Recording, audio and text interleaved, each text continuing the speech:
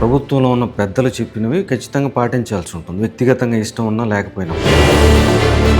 బ్రతకడం అనేది హక్కు రాజ్యాంగం ఇచ్చింది, జీవించే హక్కు రాజ్యాంగం ఇచ్చింది. జైల్లో పెట్టడం అనేది హక్కు కాదు. రాజకీయ నాయకులు బ్యూరోక్రసీ మీద అదుపు ఎక్కువైపోయినట్టు అనిపించట్లా. ఏంటి ఇతను జాయింట్ కలెక్టర్ ఎంత ఇదిగా మాట్లాడుతున్నాడు సీఎంతో? పార్టీ పెట్టాలనే అది ఎందుకు వచ్చింది, ఆలోచన ఎందుకు వచ్చింది సార్? ఇది ఇచ్చాం, అది ఇచ్చాం, ఇది ఇస్తాం, అది ఇస్తామని ఒక హైప్ బాగా కొట్టడానికి ఒక మీడియా. మీతో పార్టీ పెట్టించడానికి జగన్మోహన్ రెడ్డి మీ వెనకున్నారని, ఇవన్నీ ఆయనే మాట్లాడిస్తున్నారనేది కూడా ఒక విమర్శ. YCP failed in opposition. ఎప్పుడైతే ఆ పాలల్లో ఒక చుక్కబడిందో ఆ విషయం ప్రయాణం చేస్తూనే ఉంది.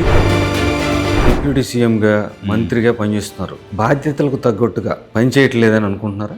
నేను అన్అపాలజెటిక్ సనాతని హిందూ అని ఒక కాన్స్టిట్యూషనల్ పొజిషన్లో ఉన్న వ్యక్తి ఒక మతం గురించి ఎలా మాట్లాడతావు? రాజధాని నిర్మాణానికి సంబంధించి రాజధాని నగరాన్ని నిర్మిస్తున్నారంటారా, లేకపోతే రాజధాని నిర్మిస్తున్నారంటారా? ఆ ఇంట్రెస్ట్లు కాపాడుకోవడానికి, మీ సంబంధాలు మెరుగుపరుచుకోవడానికి, లేకపోతే మీ ఆస్తులను పెంచుకోవడానికో సింగపూర్ని వాడుకుంటున్నారు అనే భావన కలుగుతుంది తప్ప. పరిశ్రమలు పెట్టుబడులు ఆకర్షించాలి అంటే రాయితీలు ఇవ్వాల్సిందే, ప్రభుత్వంలో ఉన్న పెద్దలు చెప్తున్నారు. ఖజానా ఖాళీగా ఉంది, సూపర్ 6 ఎలా ఇంప్లిమెంట్ చేయాలి భయం వేస్తుంది అన్న జ్ఞానం సూపర్ 6 అనౌన్స్ చేసినప్పుడు లేదా? ఓట్ల కోసం అయితే జగన్మోహన్ రెడ్డి గెలవాలి కదా సార్.